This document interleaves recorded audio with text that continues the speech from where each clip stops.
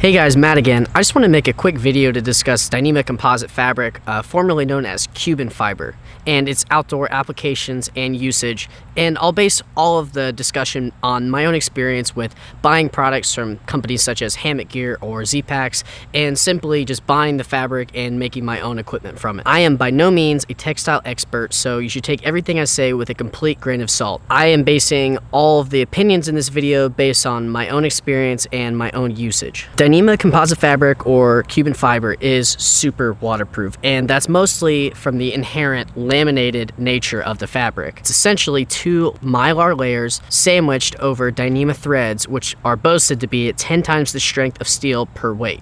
I really like Dyneema's texture to it. It has a very neat, crinkly, but not too stiff feel, and it ultimately feels very luxurious. It feels almost like the high fashion of ultralight equipment.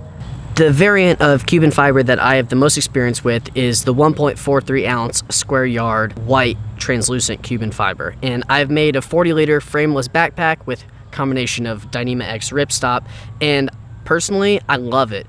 I've had absolutely zero durability issues with the fabric. In fact, I've been pretty impressed with it. On a snowshoeing trip in Colorado in Rocky Mountain National Park, I actually put my snowshoes in the mesh compartment on the outside of my pack, and with just a little bit of cushioning against the back of the fabric, I had basically no wear issues at all. So surprisingly, my 1.43 ounce Cuban fiber has actually been pretty durable, and I'm pretty impressed with it. I've taken this 40-liter frameless pack on a 14-day trip of urban backpacking through Costa Rica, where it was my only bag, and I've also used it on numerous backpacking trips, including winter backpacking trips, where I've really loaded this thing to the absolute maximum and then some.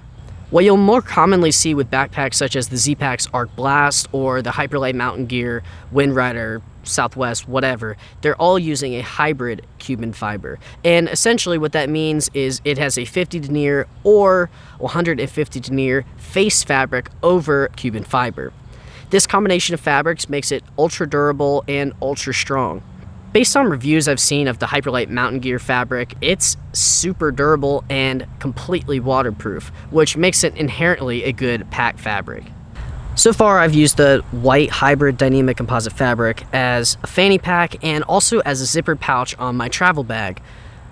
The thing I really love about DCF is that it has a really unique texture to it, almost foreign and alien. Like when people see it, it doesn't look like something they've seen before. It looks so neat that people definitely comment on it more than they would of any other fabric that I've used. So the question is, should you buy into the DCF hype? Is it really worth it to use these luxurious fabrics? Personally, I'm excited to continue using Dyneema composite fabrics. I think that at, around $40 a yard, it's incredibly expensive, and that's obviously a high barrier to entry.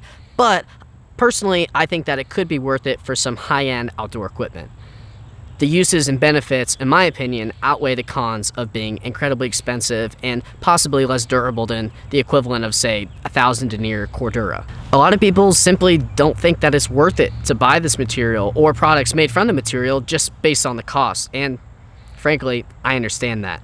Being budget-minded is important, and not being wasteful is equally as important, in my opinion. All that being said, I think that DCF is a super cool fabric with a lot of great potential, and once we start seeing the manufacturer making it more available to the public in larger quantities for cheaper, I think that we'll see a lot of great gear at a lot cheaper price that has a lot more functionality. Alright y'all, that's all for this one. Again, my name is Matt. My Instagram is RedPawPacks, and you can follow me on Reddit as well at u/themainlobster. See you guys.